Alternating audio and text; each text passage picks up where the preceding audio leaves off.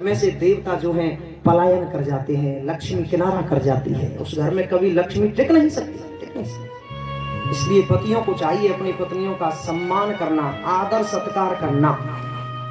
बहुत से लोग स्त्रियों को पैर की जूती बताते हैं। बताओ, पैर की जूती धिक्कार है उनके लिए, धिक्कार है उनके लिए।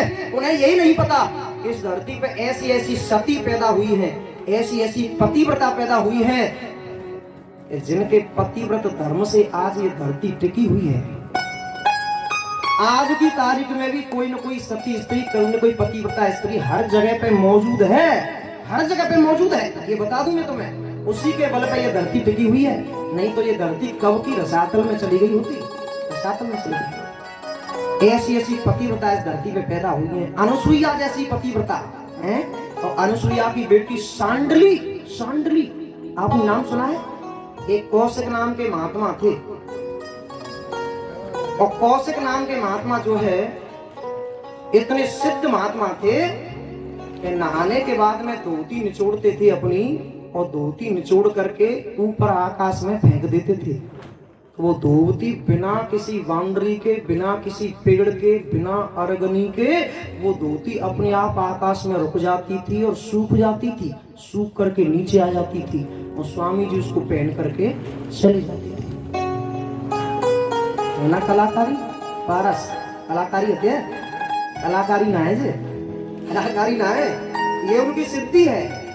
सिद्धि अष्ट सिद्ध नवनिधि के दाता, अरिमा महिमा लगिमा गरिमा प्राकाम ईशित्व बसित्व, ये सब ये सिद्धियां हैं। 8 सिद्धि होती है ना, 8 सिद्धि हनुमान जी के पास में सारी देने वाले हैं, सिद्धियों को देने वाले। अष्ट सिद्ध नवनिधि के दाता, ये उनकी सिद्धि थी कि आकाश में धोती अपने आप रुक जाती है और सूख करके आ जाती है। एक दिन की बात, स्वामी जी पेड़ के नीचे बैठे थे, भजन कर रहे थे, लेकिन सूखती हुई धोती पे बगुला ने छेड़ कर दिया, उसको गंदा कर दिया, छेड़ कर दी। और स्वामी जी ने बगुले की ओर टेढ़ी टेढ़ी निगाहों से, क्रोध भरी आंखों से देखा, तो बगुला जो है जल करके राख हो गया, जल करके राख। अब बगुला जल करके राख तो हो गया, मर तो गया, लेकिन स्वामी जी की धोती अब आकाश में रुकती नहीं है, रुकती। उनकी सिद्धि खत्म हो गई, क्योंकि क्रोध आ गया, क्रोध से सिद्धि का पतन हो गया। अब तो स्वामी जी बड़े परेशान, बड़ी टेंशन में आ गए। तभी आकाशवाणी हुई, ओ कौशिक, यहाँ से 2 किलोमीटर की दूरी पे एक स्त्री रहती है, उसका नाम है सांडली। सांडली के पास में जाओ, वो तुम्हारी समस्या का समाधान करेगी। सांडली के गेट पे आए, गेट लगा हुआ है, गेट खटखटाया, सांडली मैं बाहर खड़ा हूँ, बाहर आओ। सांडली ने अंदर से आवाज दी, मैं अभी बाहर नहीं आऊंगी, अपने पति की सेवा कर रही हूँ, चरणों की सेवा कर रही हूँ। बहुत देर के बाद सांडली निकल करके आई तो नाराज हो गई, इतनी देर तक मेरे से इंतजार करवाया, नहीं आना था तो मेरे से मना कर देती, इंतजार करवाया मेरे से। सांडली ने कहा, महाराज जी एक बात सुन लो, मैं बगुला ना हूं तो जर जाऊंगी, मैं बगुला नहीं हूं तो जर जाऊंगी। क्या मतलब? बगुला जर जाएगी? तुझे कैसे मालूम भैया? बोले, महाराज जी तुम्हारी सूखती हुई धोती पे बगुले ने छेड़ कर दी, और वो बगुला को धोती, अब तुमने बगुले की तरफ देखा तो बगुला जल करके मर गया, अब तुम्हारी धोती आकाश में रुकती नहीं, यही बात की टेंशन है ना तुम्हें? तो जाओ यहाँ से 2 किलोमीटर आगे चले जाओ, एक कसैया रहता है, मांस बेचता है, वो तुम्हारी समस्या का समाधान करेगा। कसैया ने भी भेज दिया आगे बनिया के पास में। कथा बहुत लंबी चौड़ी है महाभारत की। अच्छा, लास्ट में सांडली ने एक बात कह दी थी, महाराज जी एक बात सुन लो कान खोल करके, देखो न तो मैं अपने जीवन में उपासी रहूं, कबू न तो व्रत करूं, न उपासी रहूं, न जप करूं, न तप करूं, कछु न करते में, केवल एक काम करती हूँ बस। क्या? बोले, अपने पति के चरणों की सेवा करती हूँ। और मेरा पति कैसा है? मेरा पति है कोड़ी, कोड़ी पति है मेरा। एक दिन कोड़ी पति को सांडली ले जा रही थी, कंधे पे बैठा करके, पकड़ करके, सहारा दे करके ले जा रही थी। रात्रि का समय था, बिजली कौंध रही थी, इतना अंधेरा था कि बिजली कौंधती थी तब रास्ता दिखाई देता था, इतना अंधेरा। पति को ले जा रही थी, रास्ते में क्या होता है कि एक अड़ी मांडव्य नाम के महात्मा को एक राजा ने चोरी के झूठे इल्जाम में सूली पे चढ़ा रखा था। जल्दबाजी में जा रही थी सांडली, सूली से पैर लग गया, सूली हिल गई। महाराज जी को बड़ा कष्ट हुआ, अरे मार दिया मार दिया मार दिया। उस महात्मा ने सांडली को शाप दे दिया कि सूरज निकलते ही तेरे कोड़ी पति का देहांत हो जाएगा। चरणों में गिर पड़ी, महाराज जी ये क्या कर दिया आपने, ये क्या कर दिया, एक छोटी सी गलती के पीछे आपने इतना बड़ा समय शाप दे दिया तुम्हें। लेकिन सुनो महाराज जी, आपने मुझे शाप दे दिया कि सूरज निकलते ही तेरे कोड़ीपति का देहांत हो जाएगा, तो मैं भी आपसे एक बात कहती हूँ कि आज के बाद में मैं सूरज को ही नहीं निकलने दूंगी। क्या बात है, क्या बात है। और सूरज बहुत समय तक नहीं निकला, ये उसके सतीत्व का प्रभाव था। सूरज नहीं निकलने दिया सांडली ने। देवता लोग बड़ा करके अनुसुईया के पास में थे, अनुसुईया की बेटी है ना सांडली, अनुसुईया के पास में आए। अनुसुईया ने कहा बेटी सूरज को निकलने दे। माँ मैं विधवा हो जाऊंगी, सूरज निकल आएगा तो मैं विधवा हो जाऊंगी। नहीं बेटी तू सूरज निकलने दे, मैं तेरे पति को जिंदा कर दूंगी। क्या बात, ऐसी सती। और सूरज निकलने दिया, और सूरज निकलते ही कोड़ीपति का देहांत हो गया। अनुसुईया ने अपने हाथ में जल लिया, हाथ में जल लेकर के आंख बंद करके मन में विचार किया कि अगर मैंने अपने जीवन में किसी पराये पुरुष का चिंतन भी न किया हो कभी भी सपने में, तो इसका कोड़ीपति जीवित हो जाए। ऐसा संकल्प करके पानी छोड़ दिया और हरिओम हरिओम का उच्चारण करके कोड़ीपति बैठा हो गया। क्या बात है।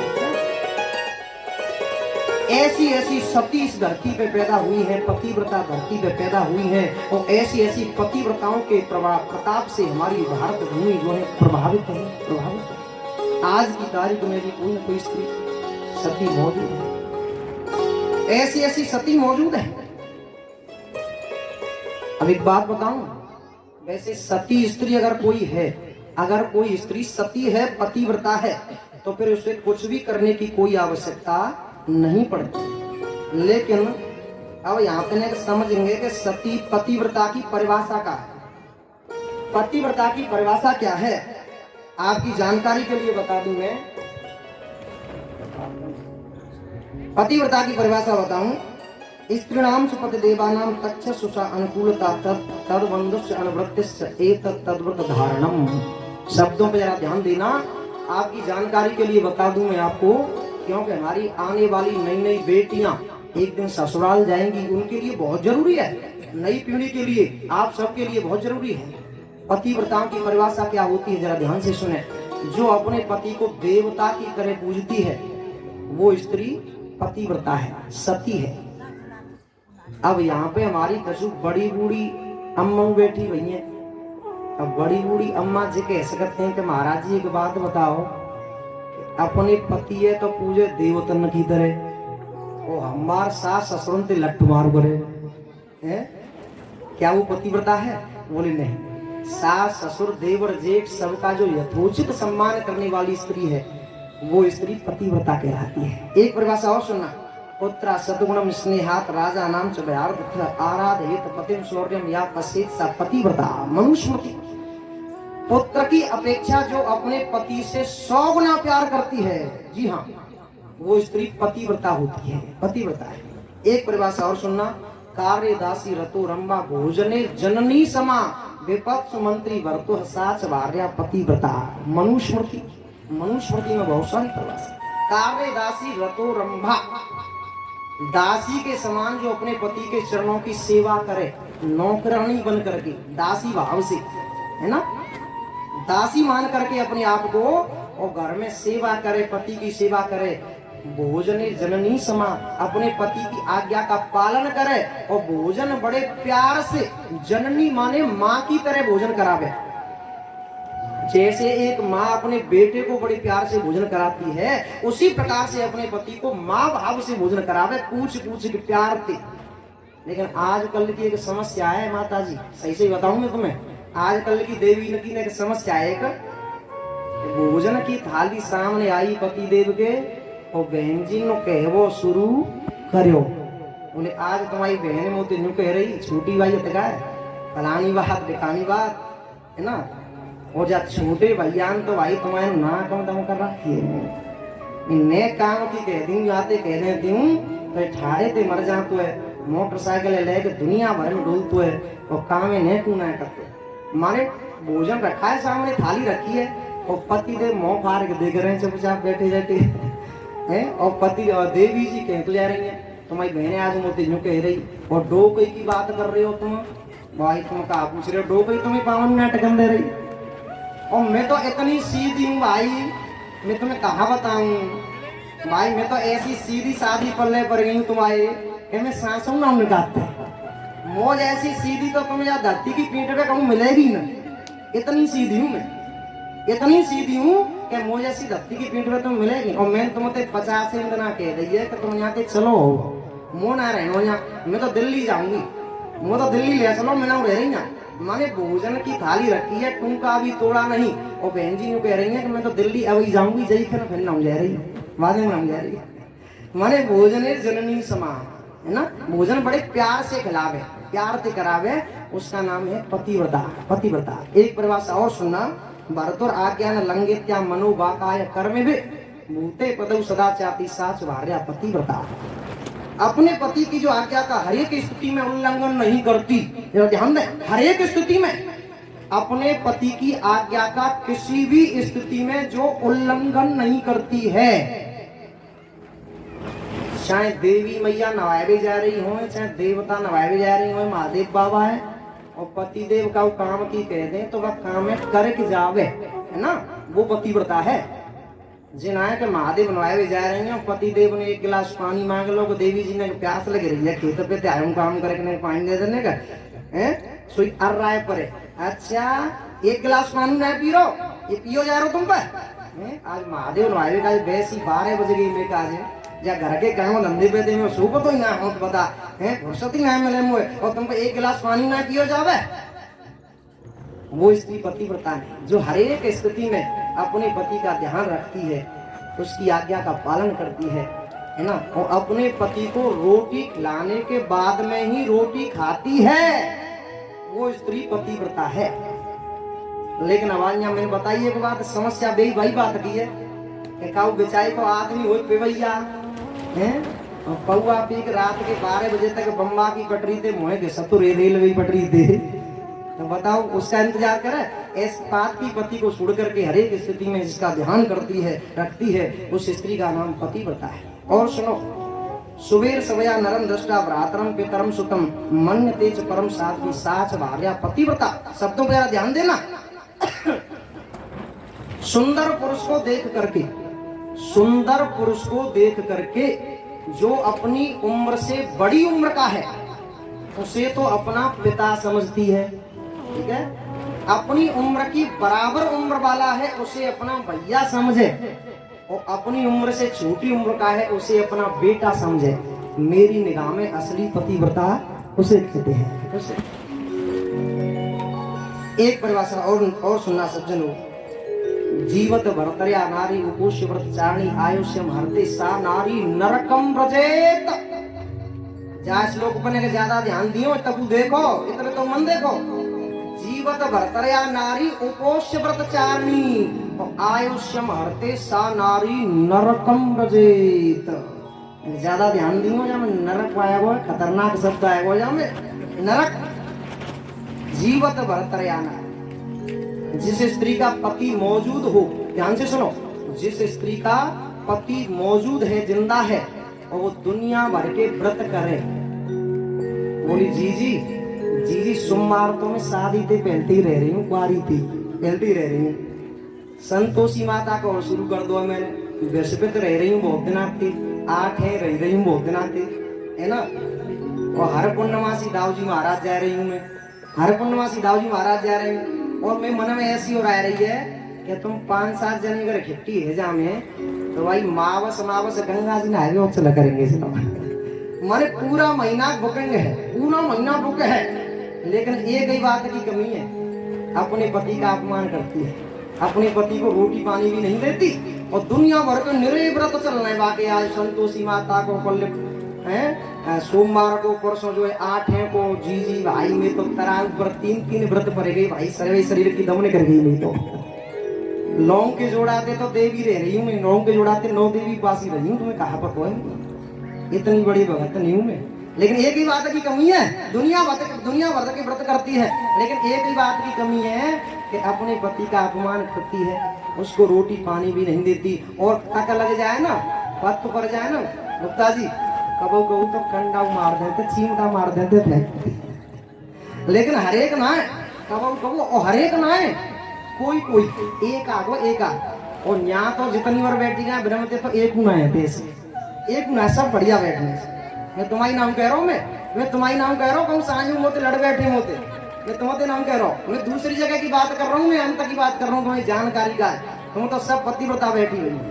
अगर ऐसा करने वाली कोई स्त्री है तो सा नारी नरकम ब्रजेत, उस नारी को नरक में जाना पड़ता है, नरक में। बहुत सारी परिभाषाएं है।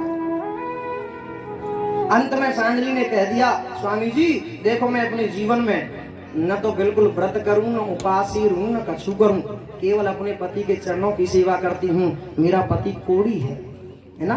अपने पति के चरणों की सेवा करने से ही स्त्रियों का कल्याण होता है। उनके कल्याण का केवल एक ही साधन है, अपने पति के चरणों की सेवा करना। ऐसा विस्तार करके ठाकुर जी ने परिभाषाएं बताई पतिव्रताओं की। तो अब तो गोपियां एक दूसरे के चेहरे की तरफ देखने लगी कि ये कैसी बात कर रहे हैं, अटपटी बात करने लगी। माने गोपियों का अहंकार चूर चूर हो गया, और ठाकुर जी ने जान लिया कि इनका अहंकार खत्म हो गया। और जब अहंकार खत्म हो गया तो फिर महाराज प्रकट हो गया, अमित रूप प्रगटे ते ही काला। मेरे ठाकुर जी अनेक बन गए, जितनी गोपियां थी उतने ही बन गए। एक गोपी एक ठाकुर जी, एक गोपी एक गोपाल, एक गोपी एक गोपाल, ऐसे करके बन गए। यमुना के किनारे पे महाराज होने लगा। आइए महाराज के उपलक्ष्य में कीर्तन के माध्यम से महाराज का आनंद लेंगे सज्जनों। लाल की बोल रास बिहारी सरकार की। राधा नाचे, उस रास में कौन कौन नाच रहे हैं? राधा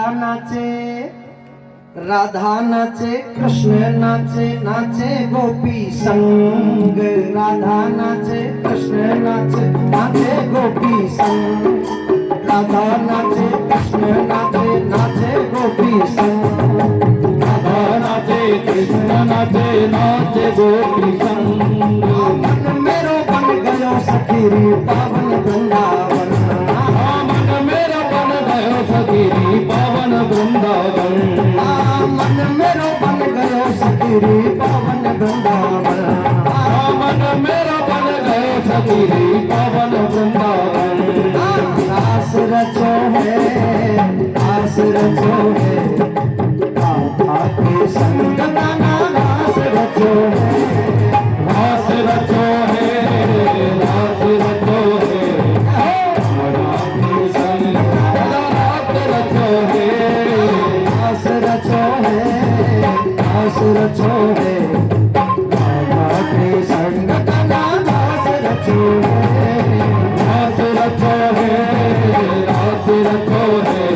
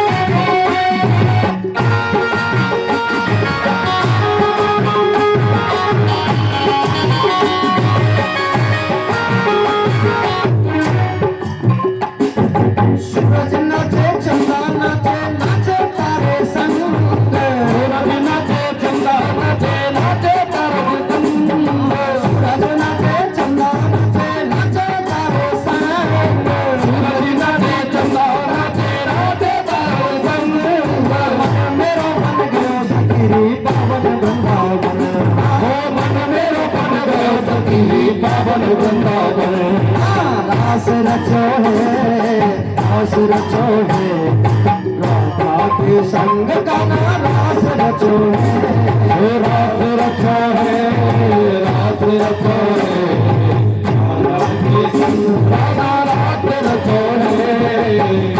नाचे यमुना नाचे नाचे सरयू संग, नाचे यमुना नाचे नाचे सरयू संग, नाचे यमुना नाचे नाचे सरयू संग, नाचे यमुना नाचे नाचे सरयू संग।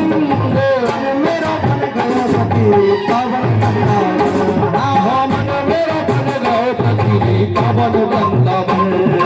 रास रचो है, रास रचो है, राधे संग राधा रास रचो है, रास रचो है, रास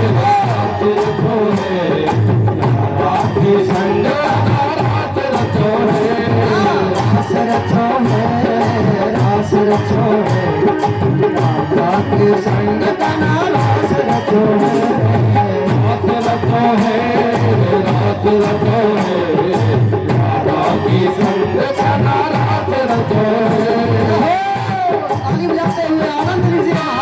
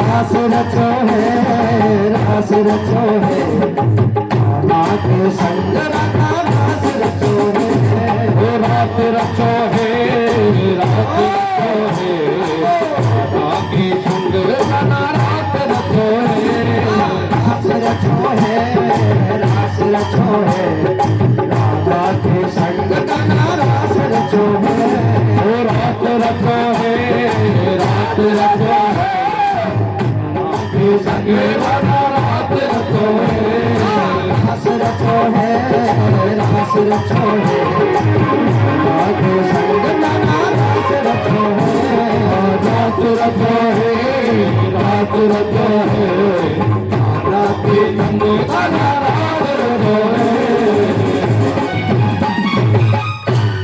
बोल हास बिहारी सरकार की जय हो, जय श्री राधे श्याम। ठाकुर जी रास रचाने लगे सज्जनों, और एक दिन नारद जी ने आकर के कंस को बता दिया, ओ कंस तुम्हारे साथ में धोखा हुआ है, तुम जिसे नंद का लाला समझ रहे हो ना, वो देव की और वसुदेव की 8वीं संतान है, वो ही तेरा काल है। 8वीं संतान है वो वसुदेव का बेटा है, नंद का बेटा नहीं। इतना सुनते ही क्रोध के मारे पागल हो गया, मैं जिंदा नहीं छोड़ूंगा वसुदेव को, मेरे सामने लेकर के आओ वसुदेव को। नारद जी बोले वसुदेव को मार करके क्या मिलेगा? नारद जी ठहरे, वसुदेव को मार के क्या मिलेगा? वसुदेव से हाथ ही मत लगाना, क्योंकि बाप से अगर तुमने कुछ कहा तो बेटा फिर तुम्हें आकर के ठिकाने लगा देगा। इसलिए कोई ऐसा षड्यंत्र करो जिससे बाप से मिलने के लिए बेटा अपने आप आ जाए, और जैसे ही वो यहाँ आ जाए सो ही तुम उसे ठिकाने लगा देना। अच्छा महाराज जी, ये बात भी सही है, वैसे आपकी ये भी बात सही। वो मूर्ख था, एक बात बताऊं, मूर्ख और शंख दूसरे के फूंकने से बजते हैं। मूर्ख और शंख दूसरे के फूंकने से, हवा भरने से कानों में बजने लग जाते हैं। उनकी खुद की बुद्धि नहीं होती है। वो मूर्ख था, मूर्ख था। कंस ने कहा गुरुदेव ये भी बात सही कह रहे हो, वैसे तो ठीक है, हमारा आशीर्वाद है। अब तो उसने आपातकालीन मीटिंग बुलाई और आपातकालीन मीटिंग में बुला करके क्या कहा, अपने राक्षसों से, अपनी बिरादरी वालों से कहा कि भाइयों मैं एक मेले का आयोजन करूंगा, शिवरात्रि पर एक धनुष यज्ञ करूंगा, धनुष यज्ञ का मेला होगा और उसमें मल्लशाला का विशेष कार्यक्रम होगा। दुनिया भर के मल्ल, दुनिया भर के पहलवान कुश्ती लड़ने के लिए आएंगे और हम उनको इनाम देंगे। इसी बहाने वो दोनों राजकुमार, दोनों बच्चे कृष्ण और बलराम कुश्ती लड़ने के लिए आएंगे, तो उसी कुश्ती में मेरे मुष्टिक और चाणू नाम के जो पहलवान हैं उनको ठिकाने लगा देंगे। षड्यंत्र के बारे में बता दिया। बोले महाराज जी उनको लेने के लिए भेजें किसको? बोले उन्हीं के चाचा को भेजते हैं, अक्रूर। अक्रूर को बुलवाया और अक्रूर को जब बुलवाया तो कंस अपने आसन से, सिंहासन से खड़ा हो गया और खड़ा होकर के दौड़ करके अक्रूर को छाती से लगा लिया, हृदय में हाथ मिलाने लगा। अरे आओ मित्र, आओ मित्र, तुम तो आजकल हमें भूल गए, भूल गए। अक्रूर जी अपने मन में विचार कर रहे हैं, क्यों भाई जाते ढंगते के वो राम राम बहना है हमारी, और जी हमें मित्र बता रहा हो, अपनो मित्र बता रहा है, हाथ मिला रहा है, गले मिल रहा है। बलि के बकरे को पहले खूब चराया बुलाया जाता है ना, जरूर कुछ दाल में खा रहा है, क्योंकि नवन नीच की अति दुखदाई, बुरे आदमी का नवना भी, झुकना भी खतरनाक सिद्ध होता है, खतरनाक। चीकू जितना ज्यादा मीठा होगा ना, पक्के नाम में कीड़ा निकलेंगे। चीकू जितना मीठा होगा, पक्के नाम उसमें कीड़े निकलेंगे। जो ऊपर से जितना मीठा है ना, अंदर से उतना ही कड़वा होता है। नवन नीच की अति दुखदाई, हमसे मित्र कहता है, हाथ मिलाता है, कभी इससे ढंग से राम राम भी नहीं हुई। धड़कन तेज होने लगी अक्रूर जी को, कोई ना कोई संकट आने वाला है, हमें इसलिए बुलाया है। बोले महाराज जी हम तो आपके दास हैं, आपके सेवक हैं, आप कैसी बात करते हो, हमें मित्र बता रहे हो। बोले अक्रूर जी एक काम करना है तुम्हें। क्या?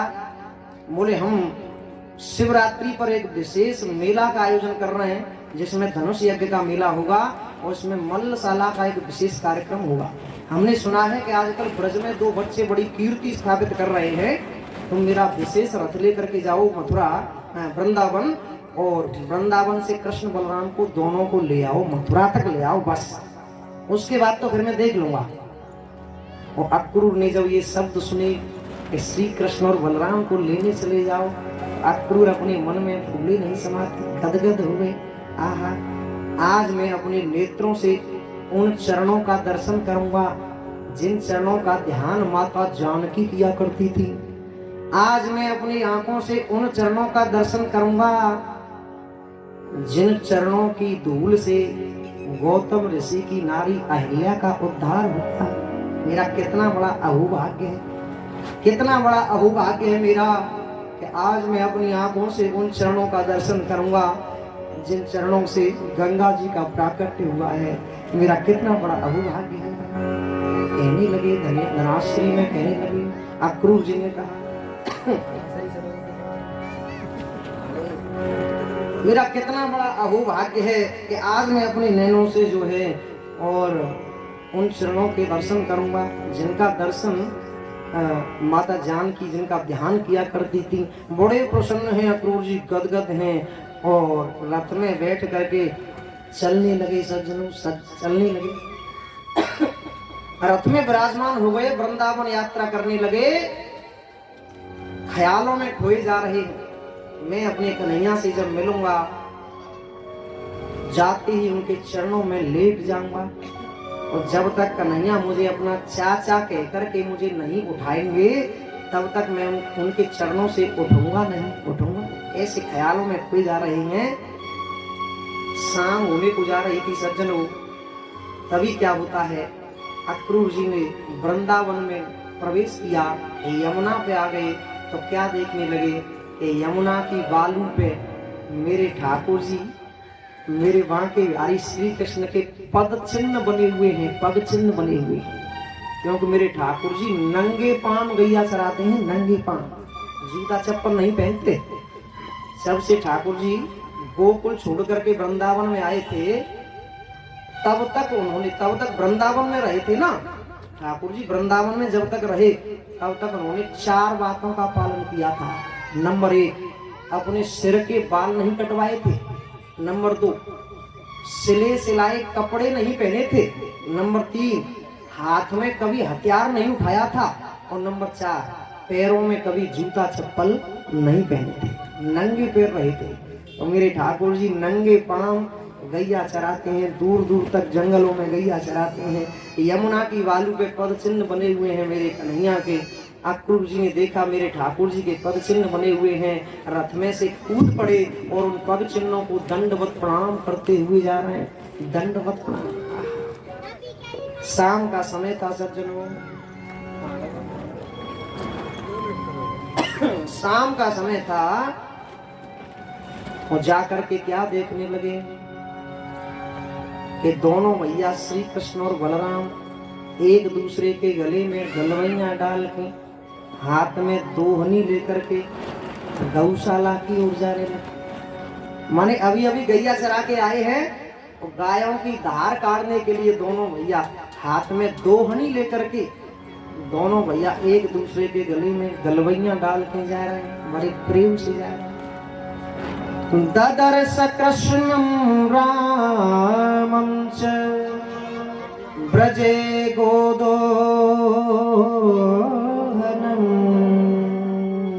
गतौ। ददर्श कृष्णं रामं च ब्रजे गोदोहनं गतौ। पीत नीलांबरधरौ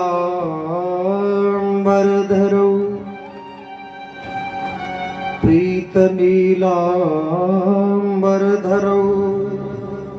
शरदं गुरहेक्षणौ। ददर्श कृष्णं रामं च ब्रजे गोदोहनं गतौ। दोनों भैयाओं को देखा और उन चरणों का दर्शन किया जिनका दर्शन माता जानकी देखी हूं जाही। अक्रूर जी अपने मन में विचार करके गए थे कि आज मैं अपनी आंखों से दर्शन करूंगा उन चरणों का। देखूं जाही चरण जल जाता,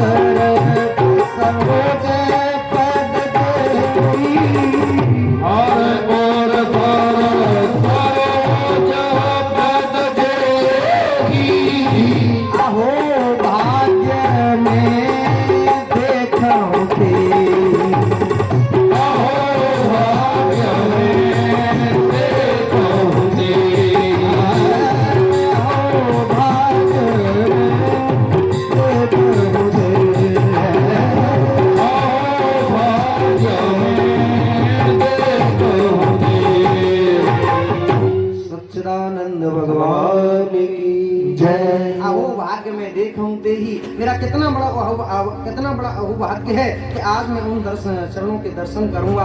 ऐसा मन में विचार करके गए। अचानक से देखा कि मेरे ठाकुर जी जो हैं गैया की धार निकालने के लिए दोनों भैया गौशाला की ओर जा रहे हैं। दौड़ करके ठाकुर जी के चरणों में गिर पड़े, चरणों में लिपट गए। चरणों से कन्हैया ने देखा कि मेरे चाचा जी मेरे पैरों में पड़े हुए हैं। कहा चाचा जी, ओ चाचा जी खड़े हो जाओ, खड़े हो जाओ चाचा जी, आ जाओ, उठ करके मेरे हृदय से लग जाओ चाचा, उठ करके मेरे हृदय से लग जाओ। ओ चाचा जी तुम्हारा स्थान मेरे चरणों में नहीं है, तुम्हारा स्थान मेरे हृदय में है चाचा, आओ मेरे हृदय से लग जाओ। उठा करके हृदय से लगा लिया। कई बार चाचा कहा। बड़ा आनंद बरसा सज्जनों, और अक्रूर को अपने साथ में ले गए। अक्रूर ने उस पूरे वातावरण के बारे में, पूरे षड्यंत्र के बारे में बता दिया कन्हैया को। श्री कृष्ण बोले चाचा जी इस षड्यंत्र के बारे में किसी को बनट भी न लगने पाए।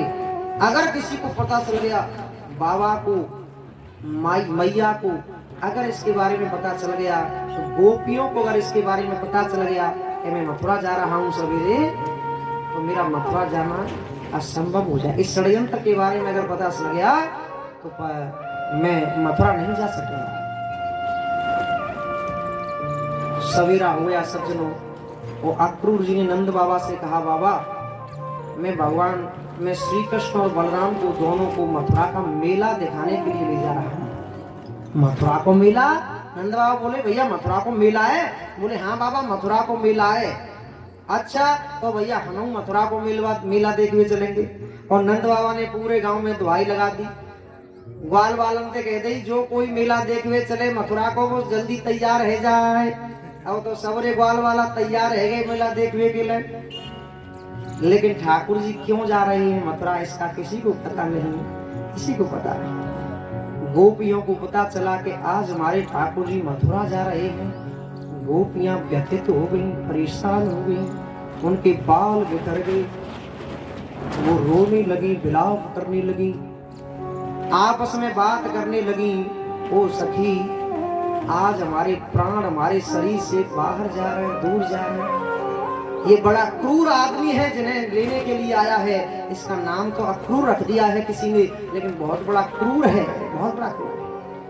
ओ विधाता तू ये क्या करा रहा है, हमारे प्राणों को हमारे शरीर से अलग करता है, तुझे बिल्कुल भी दया नहीं, तुझे बिल्कुल भी दया नहीं। माने गोपियां एक पल भी कन्हैया को बिना देते नहीं रह सकती, और आज वो कन्हैया मथुरा जाए तो हम गोपियों की क्या हालत होगी, क्या हालत। सखी हम विदा तो उन्हें रोजाना करती थी, लेकिन उस विदा में एक आस रहती थी कि गैया चरा करके लौट करके तो आएंगे।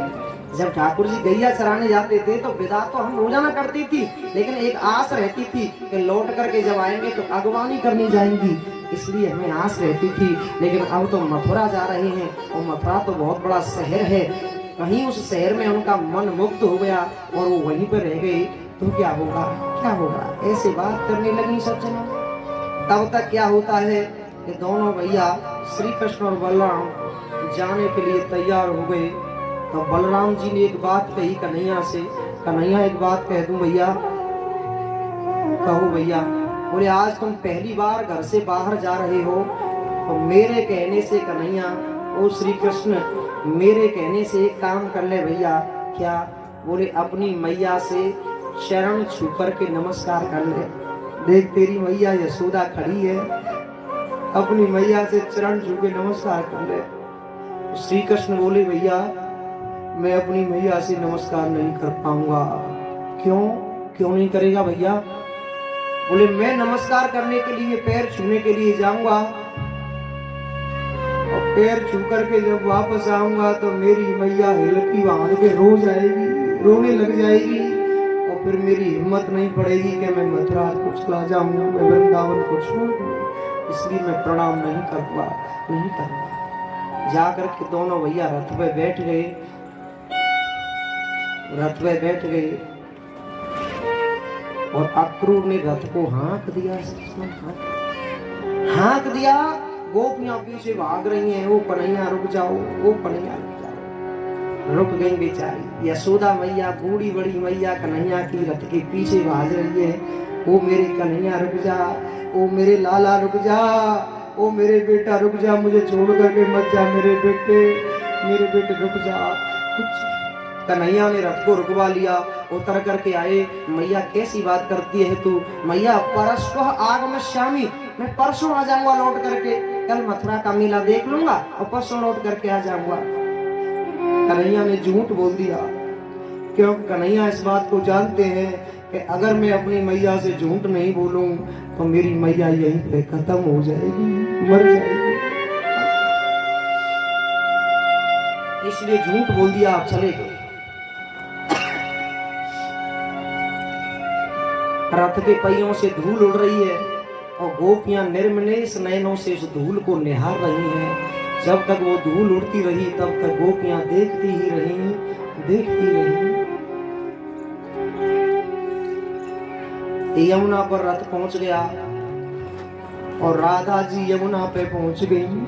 कन्हैया को अंतिम विदा करने के लिए पहुंच गई और राधा जी क्या कहने लगी?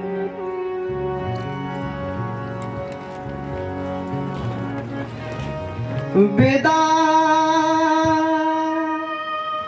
ओ विदा। राधा जी विदा दे रही हैं, विदा कर रही हैं अपने प्रभु को। यमुना पे खड़ी हैं और कन्हैया ने देखा राधा जी आ गई, रथ से खड़े हो गए और राधा के नेत्रों से नेत्र मिल गए।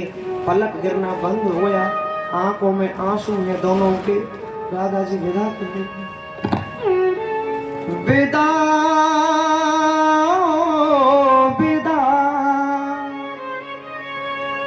विदा विदा। हे परमेश्वर विदा, हे प्राणेश्वर विदा।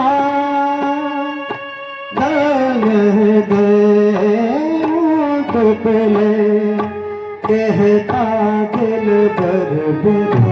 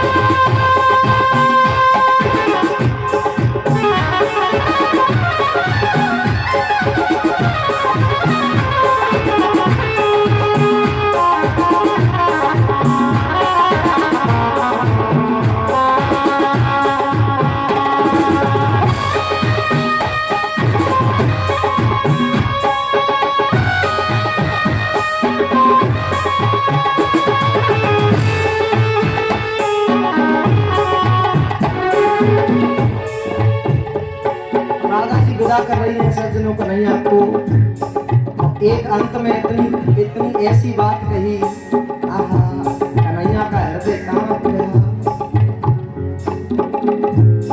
दो हृदयों के बीच बहेगी जमुना की एक धारा, दो हृदयों के बीच बहेगी यमुना की एक धारा, दो हृदयों के बीच बहेगी यमुना की एक धारा, दो हृदयों के बीच बहेगी यमुना की एक धारा।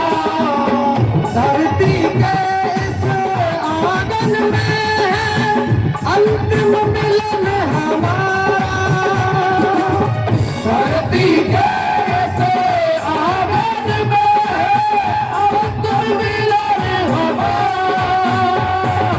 धर्म के रथ पर विदा, धर्म के रथ पर विदा, धर्म के रथ पर विदा, धर्म के रथ पर विदा। मुकुल कहता प्रिय बर विदा,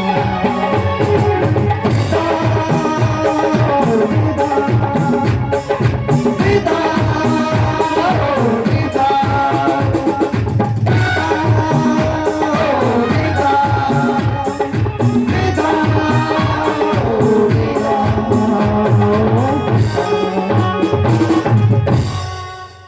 विदा कर दिया, विदा कर दिया। अंतिम विदाई दे दी राधा जी ने सज्जनों, और ठाकुर जी वहां से चले गए। एक प्रहर बाकी था, दिन छुपने के लिए जा रहा था, सूर्यास्त होने के लिए जा रहा था। तब जो है रथ मथुरा में पहुंचा, विश्राम घाट पे आ गए। और नंद बाबा पहले से ही पहुंच गए थे ब्रजवासियों को लेकर के अपने साथ में।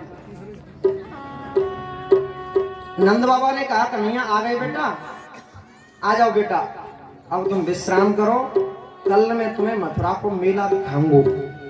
कन्हैया बोले नंद बाबा से, बाबा अगर नेक तुम्हारी आज्ञा है जाए तो आज मथुरा को आज भी देख लेने, पहले देखा मैं आज, कल मेला देख लेंगे, आज मथुरा देखने। नंद बाबा बोले बेटा तेरा कोई भरोसा ना है, मैं तो अकेलो तो बिल्कुल नहीं जान दूंगा, तू कब कौन थे कब लड़ बैठे भिड़ बैठे, तेरा कोई भरोसा ना है। जब अपना वृंदावन ना है बेटा, सो चाहे तो तू मोह उठा के चल दियो, ये मथुरा है बहुत बड़ा शहर है, कंस की नगरी है, तो पे बिल्कुल भरोसा ना है। दाऊ जी महाराज बोले बाबा कोई बात की चिंता मत करो, मैं ले जाऊंगा जाकर घुमाए के लिए, मथुरा दिखावे के लिए। ठीक है भैया। पकड़ के दाऊ जी कन्हैया को हाथ चल दिए मथुरा दिखाने के लिए। और ग्वाल वाला भी साथ में गए थे। ग्वाल वाला बोले कन्हैया अकेलो के तू जावे भैया, हमें बता दे कहाँ जा रहे हो। कन्हैया बोले तुम चलो भैया। अब तो सौरे ग्वाल वाला श्री कृष्ण बलराम के साथ में चल दिए। ग्वाल वालन की मंडली के साथ में दोनों भैया मथुरा को भ्रमण करने लगे। और जैसे ही मथुरा वासियों को पता चला कि वो 7 वर्ष को छूरा जाने 7 वर्ष की उम्र में गिरिराज जी उठा लिए थे, आज वो हमारे मथुरा में आए गए हो, ऐसा सुन करके मथुरा वासियों में तहलका मच गया। गली गली में एक ही शोर मचा हुआ है, अरे भैया वो पूतना मारे वालों छोरा आज हमारे मथुरा में आए गए हो, वो गिरधारी भगवान गिरवर उठाए वालों गिरधारी हमारे मथुरा में आ गए हो। क्योंकि मथुरा वासी पहले से सुनते थे एक 7 वर्ष के छोरा ने 7 दिनों तक 7 कोस को गिरिराज पर्वत उठा लिया था। 7 वर्ष की उम्र में सुनते आ रहे थे। और आज जब वो स्वयं हमारी मथुरा में आ गया, तहलका मच गया। देखने के लिए सब मथुरा वासी भाग चले, छोड़ पड़े अपने अपने कामों को छोड़ करके भागने लगे। मथुरा में भ्रमण कर रहे हैं, होली गेट, सदर बाजार, छट्टा बाजार, पूरे मथुरा में घूम रहे हैं। मथुरा की स्त्रियां जो हैं वो झरोकन में थे, ठाकुर जी के ऊपर पुष्पों की वर्षा कर रही हैं, पुष्पों की वर्षा कर रही थी, झरोकाओं में से देख रही थी, आपस में बात करती हैं। सखी ओ सखी दे, ये वही छोरा है जाने पूतना मार दई, ये वही छोड़ा है जिसने गिरिराज जी पर्वत उठाए लिए। ऐसे चर्चा कर रही थी सज्जनों। और थोड़ी दूर पे आगे जब बढ़े तो ब्रजवासियों ने पूछा, क्यों रे कन्हैया एक बात बता तू हमको। पूछो भैया। बोले यार मथुरा में तेरी कहाँ रिश्तेदारी है भाई। जब मथुरा में हम पहली बार आए हैं और पहली बार मथुरा में आए हैं फिर भी तेरे ऊपर पुष्पन की बरसात हो रही है। क्या को मतलब तेरी पुरानी कोई जानकारी है यहाँ पे रिश्तेदारी है क्या। कन्हैया बोले ब्रजवासियों तुम्हें पता ना है यहाँ के महाराज जो कंस है ना वो हमारे खास मामा लगे। और इतने बड़े मामा को भांजो जब आएगा पहली बार संसार में तो बताओ स्वागत होएगा कि ना। ब्रजवासी बोले क्यों रे दारी के तू हमें पहले बता दे तो जा बात कहूं तो हम बहुत बढ़िया वाली बगलबंदी पहन के आते कि ना आते हैं। अब इन कपड़ों में तेरे मामा ते मिलेंगे तो भिखमंगा जैसे लगेंगे कि न लगेंगे। जा तू अपने मामा जैसे मिल, हम ना जा रहे तेरे संग में। कन्हैया बोले भैया बेगड़ो का ब्रजवासियों हमारे मामा के यहाँ पे सब व्यवस्था बन जाएंगे। 4 कदम आगे बढ़े तो क्या देखते हैं तो धोबी को आता हुआ दिखाई दिया। देखा धोबी जो है अपने सेवक के सिर पे कपड़न की गठरी बांध करके और आगे आगे चल रहा है। पीछे पीछे सेवक है और आगे आगे धोबी जो है चांदी का डंडा तान करके चल रहा है। एक बात बताऊं अधिकारी से ज्यादा वाके चपरासी में ज्यादा गर्मी हो गए। चांदी का डंडा तान करके चल रहा था। तभी कन्हैया ने पास में आकर के कहा मामा जी राम राम।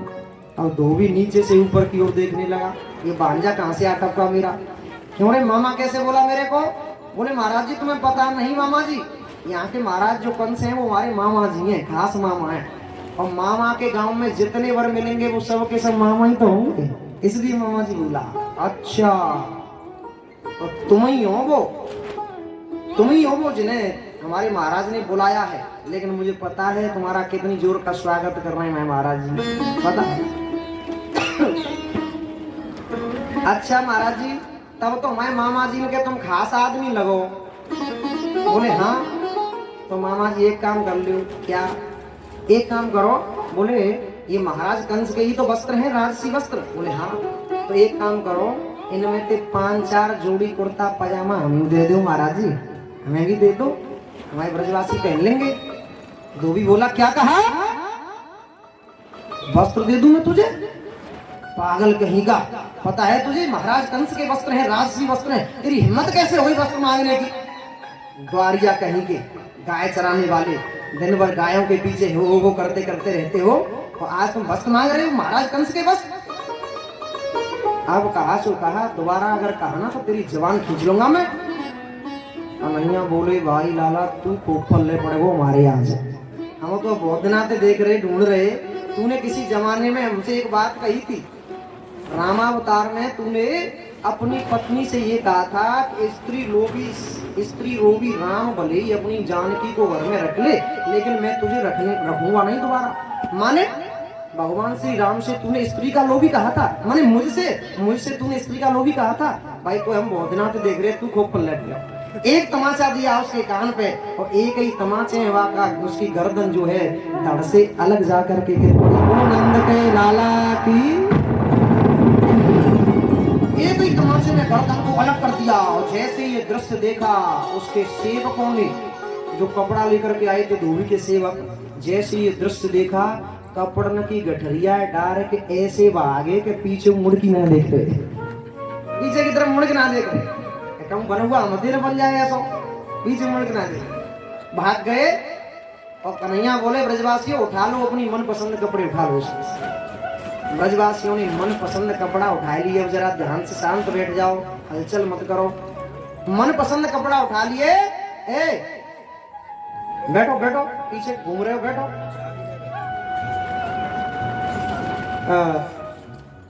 मनपसंद वस्त्र जो हैं उठा लिए गठरी में से और ब्रजवासियों ने वो पाजामा जो है बांध लिए। अब एक बात बताइयो कहाँ तो राजसी वस्त्र महाराज कंस के वस्त्र विशाल दे है महाराज कंस का और कहाँ 10-11 साल के बालक नहने से खूब ऊंचे बांधे में पाजामा। लेकिन जब चलवे लगे पहने के तो मथुरा की पूरी सड़क जरवे लग गई। पूरी सड़क जर रही है। कन्हैया बोले भैया ज्यादा ढीले डालें तो और ऊपर खींच लो अब तो पकड़ करके पजमाओं को और ब्रजवासी चलने लगे तो ऐसे लगने लगे कि एंगर पे टांग देता। दूर से एक दर्जी ने देखा, टेलर ने देखा, अपने मन में सोचने लगा भैया ये फैशन कब से चल गई, नई फैशन कहां से आ गई। दौड़ा दौड़ा आया, महाराज जी एक बात कह दूं, ये कपड़ा तुम्हें बहुत बुरे लग रहे हैं महाराज जी, अगर तुम्हारी आज्ञा आया तो जिन्हें सेट कर दूं मैं। भगवान बोले भैया क्यों, भगवान भलो करे भाई, हम तो ये ढूंढ रहे भैया, जिन्हें सेट कर दे। दर्जी ने सेट कर दिया और आगे जब ब्रजवासी बढ़े तो कन्हैया बोले ब्रजवासियों अब तो चकाचक आनंद आ गए हो, वस्त्र मिल गए बढ़िया। बोले हाँ कन्हैया वस्त्र तो खूब बढ़िया मिल गए, पर एक कमी रह गई। क्या? बोले जब तक ब्रजवासी की गले में माला न डल जावे तब तक आनंद न आवे ब्रजवासी को। वो एक सुदामा नाम का माली था जो भगवान का बड़ा भक्त था। ठाकुर जी सवरे ब्रजवासी को माने ग्वाल बालन को सुदामा के घर पे ले गए। सुदामा ने ग्वाल बालों सहित कन्हैया को माला पहना दी और कन्हैया जो है आशीर्वाद देते हुए आगे बढ़ गए और फिर पूछने लगे, ग्वाल बालाओं से कहा भैया अब तो तुम्हें कपड़ा भी मिल गए, तुम्हें वस्त्र भी मिल गए और माला भी मिल गई, अब तो कौ बात की कमी ना है। बोले कन्हैया भाई नेक कमी और रह गई है, नेक कसर हो रह गई। क्या कसर रह गई? बोले जब तक ब्रजवासियों के माथे पे छप्पा वारो चंदन न लग जावे तब तक ब्रजवासियों को आनंद न आवे। जब तक ब्रजवासी देवठान से न पुत जावे तब तक आनंद न आवे। अच्छा भैया ये व्यवस्था भी कराएंगे तुम्हारी। अब तो आगे चल करके देखा तो एक टेढ़ी मेढ़ी सी काली कलूटी सी स्त्री 3 जगह से टेढ़ी है, चंदन लेकर के आ रही थी, ठुमक ठुमक करती हुई जा रही थी। भगवान ने उसके पास में आकर के कहा सुंदरी, और जैसे ही सुंदरी शब्द सुना उसने वो खड़ी हो गई। अपने मन में विचार करने लगी भैया छोड़ा ने जिंदगी में पहली बार मोदी सुंदरी कही है। सुंदरी वो कितनी खुश भई होगी वो स्त्री। सवेरे सवेरे जब मैं घर से निकलती थी तो छोटे छोटे बच्चे मुझे कुब्जा कह करके चिढ़ाते थे, लेकिन आज जीवन में पहली बार इस बच्चे ने मेरे से सुंदरी कहा है। दौड़ी दौड़ी आई, बोले महाराज जी मोते कछु कह रहे का? बोले देवी जी तुम ही याद कर रहे। अच्छा तो बताओ, पहले परिचय तो बताओ, अपनो परिचय तो दो। बोले महाराज जी मैं कंस की सेविका हूँ, नाम है मेरा सेरंदी और मेरे हाथ का घिसा हुआ चंदन पूरे ब्रज में इतना प्रसिद्ध है कि भोजपते अति प्रियम, महाराज कंस को बड़ा प्रिय लगता है। अच्छा तो देवी जी एक बात कह दें? बोले कहो। बोले मैं मामा जी ने तो चंदन बहुत दिन लगा लियो तुमने, एक काम करो आज हमारे लगाए दो देवी जी।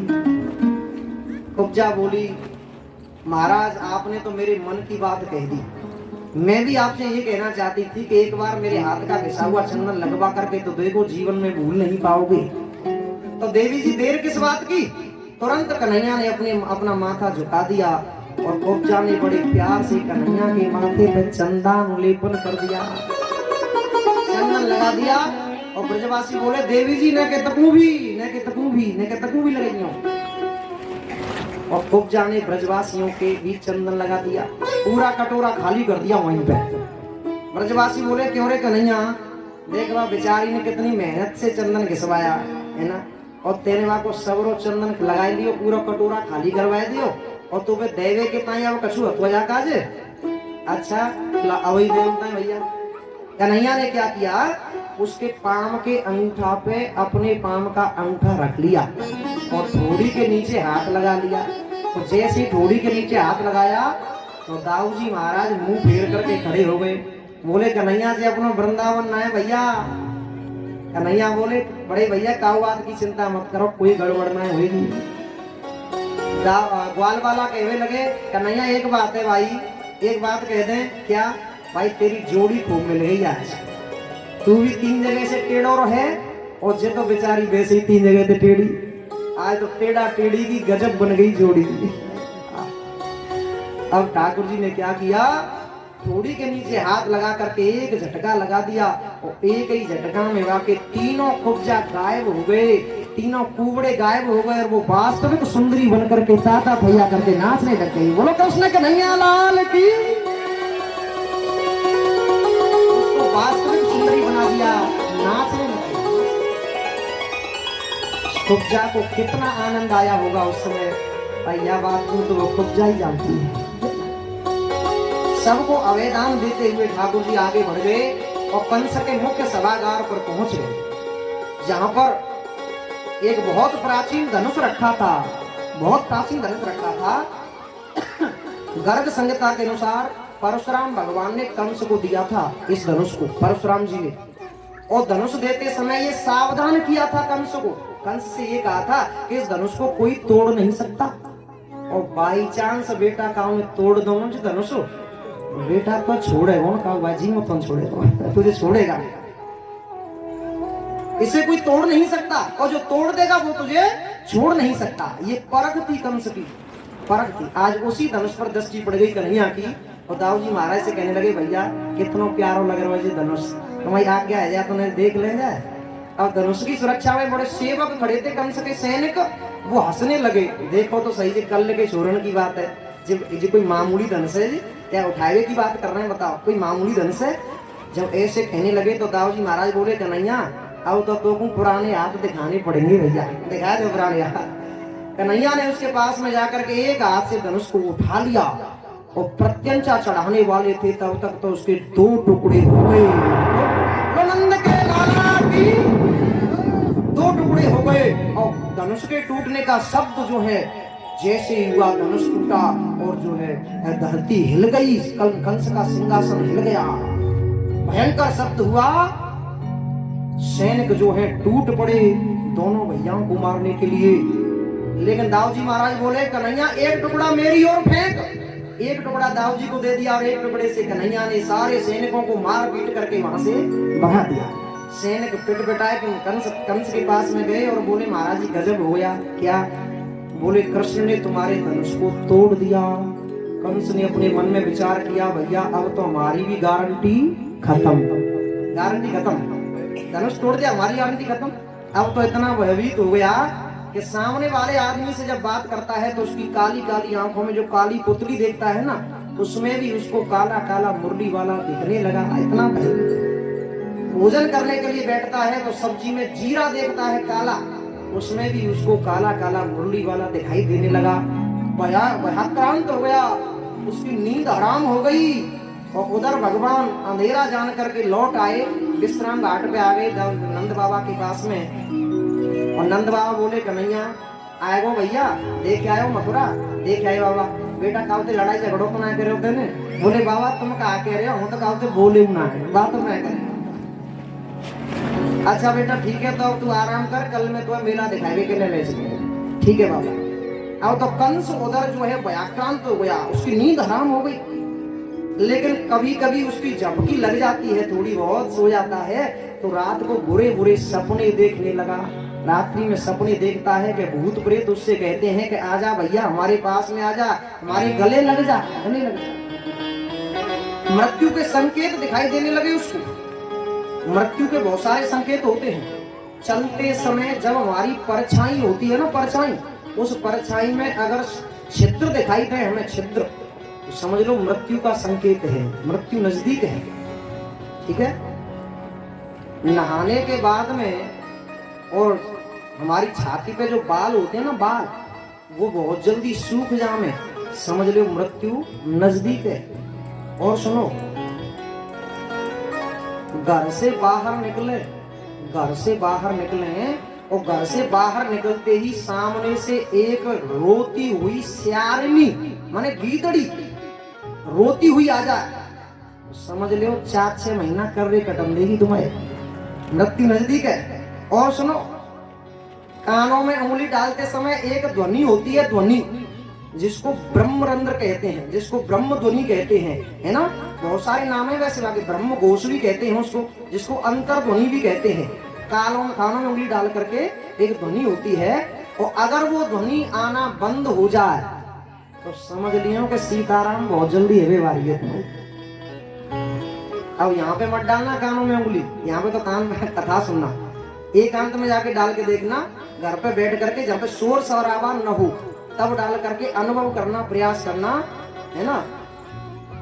बहुत सारे संकेत हैं। भयाक्रांत हो गया सज्जनों। अब तो प्रातः काल हुआ, और पुनः जो है कन्हैया पहुंच गए कंस के मुख्य सभागार पे। देखा कि कुबड़िया पुंज नाम का हाथी खड़ा है, जिसे मदरा पान करा के खड़ा करा दिया है कंस ने। कन्हैया बोले महावत हाथी को हटाओ, हमें अंदर जाना है। लेकिन महावत ने तब तक तो उसमें अंकुश मार दिया और वो मतवाला हाथी कन्हैया को मारने के लिए दौड़ पड़ा। लेकिन कन्हैया ने उसके दांत पकड़ लिए और एक झटका लगा दिया और एक ही झटका में दोनों दांत उसके फाड़ दिए। दाऊ जी महाराज बोले कन्हैया एक दांत मेरी तरफ फेंक। कन्हैया ने एक दांत दाऊ जी को दे दिया और एक दांत से कन्हैया ने महावत और हाथी को दोनों को गोविंदाय नमः दम कर दिया, दोनों को मार दिया। और हाथी का दांत अपने कंधे पर रख करके अंदर प्रवेश कर गई। जहाँ पे उच्च सिंहासन पे कंस बैठा था, मल्लशाला का प्रोग्राम था। अब तो कंस ने दूर से ही देखा और देखते ही भयभीत हो गया। अपने मन में सोचने लगा भैया इसने तो हाथी भी मार दिया, देखो प्रमाण पत्र साथ में लेकर के आया है, हाथी का दांत लेकर के आया। और ज्यादा भयभीत हो गया। अब तो कुश्ती होने लगी सज्जनों। अल्प समय में ही दोनों भैया शारूंग और मुस्टिक नाम के पहलवानों से भिड़ गए और अल्प समय में ही ठाकुर जी ने दोनों पहलवानों को मौत के घाट उतार दिया। अन्य पहलवान और भी आए, उनको भी मौत के घाट उतार दिया, सबको मार दिया। तो कंस अपना आपा खो बैठा, कहने लगा आदेश कर दिया उसने इन बच्चों को अरेस्ट कर लो, बंदी बना लो इनको, यहाँ से वापस न जाने पाए। मैं इनको मारूंगा, इनके बाप को मारूंगा और अपने बाप को भी मार डालूंगा। कन्हैया बोले भाई इसकी तो मति खराब हो गई। उछल करके उसके सिंहासन पे पहुंच गए और जैसे ही सामने आए कन्हैया, अब तो रहे सही उसके प्राण और निकल गए। देखने लगा तो मेरे सामने कन्हैया का है, लेकिन प्रहार करने का मौका ढूंढने लगा, खड़ग उठाने लगा, तलवार उठाने लगा। तभी कन्हैया ने उसके सिर के बाल पकड़ करके उसको नीचे गिरा दिया सिंहासन से और ऊपर से कन्हैया उसकी छाती पे आकर के कूद पड़े और वो खून की उल्टी कर गया, निष्प्राण होकर के गिर पड़ा। बोलो कंस मर्दन भगवान की जय हो। 11 साल 57 दिन उम्र थी उस दिन कन्हैया की। कन्हैया जब मथुरा वृंदावन से आई मथुरा तो 11 साल 56 दिन की उम्र थी और एक दिन व्यतीत हो गया मथुरा में। 11 साल 57 दिन की उम्र थी कन्हैया की जिस दिन कंस को मारा था। काम रूपी कंस का उद्धार कर दिया, खत्म कर दिया। अब तो जेल में आकर के अपने दोनों मैया बाप और माता पिताओं को दोनों को बंधन मुक्त किया। और इतने वर्षों के बाद में मैया ने अपने बेटा को देखा कन्हैया को, आंसुओं की धार बंध गई, कन्हैया से लिपट गई, मेरा बेटा मेरा बेटा। प्रेमाश्रुओं से वर्षा हुई सज्जनों। माता पिता से मिलने के बाद में तुरंत वसुदेव जी ने गर्गाचार्य जी को बुला करके दोनों का यज्ञोपवीत संस्कार कराया और यज्ञोपवीत संस्कार करा के उज्जैन पढ़ने के लिए भेज दिया सांदीपनि मुनि के आश्रम में। विद्या में पारंगत होने के बाद गुरु दक्षिणा की बारी आई तो गुरु दक्षिणा में ठाकुर जी ने गुरु पुत्र को ला करके दिया जो समुद्र में समा गया था। गुरु माता ने कहा कन्हैया अगर तुम्हें मैं गुरु दक्षिणा देना चाहते हो तो बेटा बहुत समय पहले हमारा पुत्र समुद्र में समा गया है। अगर तू मुझे लाकर गुरु दक्षिणा देना चाहता है तो मेरे मरे हुए बेटे को वापस ला करके दे दे बेटे, वापस ला करके दे। ऐसी बात है माँ। गुरु माता के आदेश से कन्हैया जो है समुद्र में गए, समुद्र में प्रवेश हो गए और वहां पर उनको शंखासुर नाम का दैत्य मिला। शंखासुर से उनका युद्ध हुआ और उसको मार करके ठाकुर जी ने शंख प्राप्त किया। ठाकुर जी को जो शंख मिला है ना, पांचजन्य नाम का शंख, वहीं से प्राप्त हुआ है। वो शंख ला करके ठाकुर जी ने यमराज के पास में आकर के, यमलोक में आकर के ध्वनि करना प्रारंभ कर दिया, बजाया तो यमराज दौड़े दौड़े आए, प्रभु प्रणाम, भगवान आप कैसे आए, आपका आगमन कैसे हुआ। भगवान बोले हमारे गुरु पुत्र को जहां भी वो कर्म बंधनों में फंसा हुआ हो, गुरु पुत्र को मुक्त करके हमारे समक्ष लेकर के आओ। यमराज गुरु पुत्र को ला करके कन्हैया के पास ले आए और प्रस्तुत कर दिया और कन्हैया ने वो पुत्र जो है गुरु माता को ला करके गुरु दक्षिणा के रूप में दे दिया। पुत्र को पा करके वो माँ इतनी प्रसन्न हुई, ओ मेरे कन्हैया आज तूने मेरे जीवन की सबसे अनमोल वस्तु को ला करके मुझे दे दिया, सबसे अनमोल वस्तु को ला करके। अश्रुओं से अभिषेचित करते हुए कन्हैया को विदा किया और पुनः कन्हैया मथुरा में आ गए। पूरे 14 वर्ष तक राज्य किया, मथुरा में रहे, लेकिन परसों नाथ जाने का जो वादा था वो अभी तक पूरा नहीं कर पाए। एक दिन की बात सज्जनों, कन्हैया मथुरा के महल की छत पे और विचरण कर रहे थे। तभी क्या होता है, कन्हैया को अपने गांव की याद आने लगी। मथुरा के महल की छत पे भ्रमण कर रहे थे, तभी उनका मन जो है वो वृंदावन की ओर खिंचा चला गया। अपने मन को बड़ा समझाने का प्रयास कर रहे हैं, लेकिन फिर भी अपने मन को रोक नहीं पा रहे हैं। वो सारे दृश्य कन्हैया को याद आ रहे हैं जो बचपन में गैया चराने के लिए जाते थे। गैया चराते समय, जाते समय वृंदावन की स्त्रियां, ब्रज की स्त्रियां उन पे पुष्पों की बरसात करती थी। अपने बाबा की याद करने लगे, मैया की याद करने लगे। सज्जनों, पूर्ण ब्रह्म परमात्मा, पूर्ण समर्थ परमात्मा भी अपने माँ बाप को भूल नहीं पा रहे हैं, आज भूल नहीं पा रहे। लेकिन धिक्कार है आज के कलयुगी संतान को, जो अपने बड़े बूढ़े माँ बाप को अनाथ आश्रम में छोड़ देती है, उनको एक एक रोटी के लिए तरसा देती है, कपड़े के लिए तरसा देती है। पूर्ण ब्रह्म परमात्मा, पर ब्रह्म परमात्मा श्री कृष्ण आज अपने मैया बाप को भूल नहीं पा रहे, माता यशोदा को भूल नहीं पा रहे, अपने मन को समझा रहे, लेकिन फिर भी मन खिंचा चला जाता है। एक बात बताओ, हमारे जीवन में माँ का महत्व कितना होता है सज्जनों, इसकी व्याख्या करना मेरे बस की बात नहीं, ये बस की बात नहीं। एक बूढ़ी बड़ी माँ 4 बच्चों को पाल सकती है, दुनिया भर में मेहनत करके, दूसरों के घर में जाके बर्तन साफ करके 4 बच्चों को पाल सकती है, लेकिन 4 बच्चे बड़े होने के बाद में एक बूढ़ी माँ को नहीं पाल सकती।